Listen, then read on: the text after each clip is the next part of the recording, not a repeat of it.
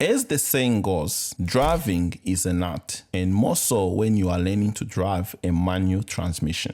One of the most important skills you need to get right from the get-go is how to use the gear stick to move up gears, something we call upshifting, and to go down gears, something we call downshifting. So in this video, I'll give you an ultimate beginner guide of how to hold the gear stick and go up and down gears. If you are new to the channel, consider subscribing for more manual driving tips and tricks. First, let's talk about how to think about gears. So how should you think about gears? The lower gears give you more power, but you don't go fast. The higher gears, on the other hand, don't have pulling power, but they allow you to travel at higher speeds. To make this easier to picture, let's use some animals to think about gears. First gear is like an elephant. It's got massive strength and can pull a heavy load, but it's slow to get moving. Second gear is like an ox, still strong and full of torque, but again, it's not very quick. Third gear is like a horse. This gear gives you a great balance of power and speed. It still has some pulling power, but not as much as the pulling power of first gear. Its main advantage is it can also move along at a faster pace than first or second gear. Fourth gear is like a wolf, lighter and more agile, but with a bit more acceleration and speed. Fifth gear is like a deer, quick across the ground and built primarily for speed, but it doesn't have the strength of lower gears. And finally, sixth gear is like the cheetah, the fastest land animal. It's designed purely for top speed to make the car run smooth, fuel efficient, cruising on the motorway. Now let's look at how to use the gear stick. As a driving instructor with over 10 years experience, I can tell you this: mastering the gear stick early is one of the most important things you can do to become a smooth and skillful driver. I often see learners holding the gear stick the wrong way, missing gears, or being too rough with it. That leads to mistakes, stress, and jerky driving, and it's certainly not good for the car either. The best thing you can do is build muscle memory, and the good news is you can actually practice this while the car is stationary. So for example, if you have a manual car at home, simply park the car in your driveway, make sure the engine is off and the handbrake is on, and spend a few minutes just getting used to the movement of the gears. Practice until it feels natural, and then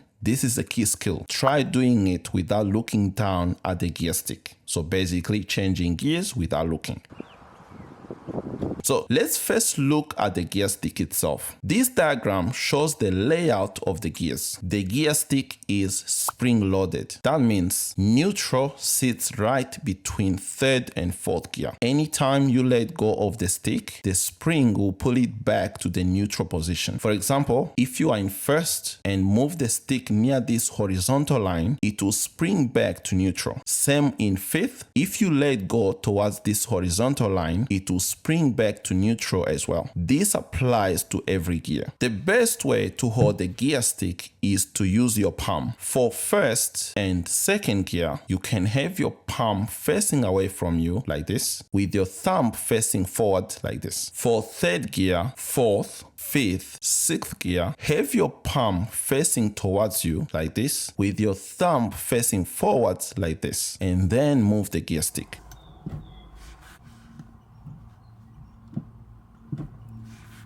You can also hold it like this, but the first method I showed you is the most recommended technique. With that in mind, here's how to move up through the gears in order. We'll first use the animation, and then I'll do it in the car. Let's start with first gear. From neutral, follow the line as it moves left against the spring until it reaches the wall, and then move up into first gear. In the car, with your palm facing away from you and your thumb pointing forwards, like this. Push left until it stops, then straight up into first. Now from first to second gear. Follow the line as it stays against the left wall while moving straight down into second. In the car, keeping your palm facing away from you, maintain light pressure to the left and pull the stick straight down into second. If you release that pressure, the spring will push the gear stick to neutral and you'll miss second gear, ending up in fourth gear instead. Next is second to third gear. Watch how the path moves straight forward from second. The spring will automatically guide the stick to the neutral position, creating a clear path straight up into third gear.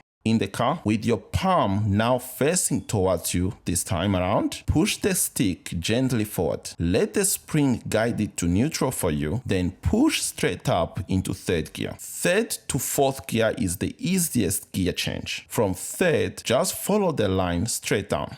In the car, keeping your palm facing towards you, simply pull the stick straight down. The spring keeps the gear stick centered as it moves into fourth gear. From fourth to fifth gear, to get to fifth gear, the path moves up to neutral line, follow the line to the right, and then goes up to fifth gear. In the car, with your palm facing towards you, let it spring to neutral, push it right, then up into fifth. If you don't push it to the right, it's easy to accidentally slip back into third gear. And finally, fifth to sixth gear. From fifth gear, keep it to the right hand side and follow the line straight down to sixth gear. In the car, keeping your palm facing towards you, apply light pressure to the right, then pull straight down into sixth gear. If you don't maintain that pressure, the spring will pull it towards neutral position and it will fall into fourth gear instead of sixth gear. Now let's look at how to go down through the gears from sixth back to first gear. We'll first use the animation like before and then I'll do it in the car. To go from sixth to fifth gear, keep it to the right hand side and follow the line straight up to fifth gear. In the car, keeping your palm towards you, apply light pressure to the right, then push straight up into fifth. If you don't maintain that light pressure, the spring will pull it to the neutral position and you might accidentally push it into third gear instead of fifth. From fifth to fourth, watch how the path moves straight down from fifth. The spring automatically guides the stick to the neutral position, creating a clear path straight down into fourth gear. In the car, with your palm still facing you, simply pull the stick straight down. Let the spring guide it to the neutral position for you as it drops perfectly into fourth. Fourth to third gear is also an easy change. From fourth, just follow the line straight up.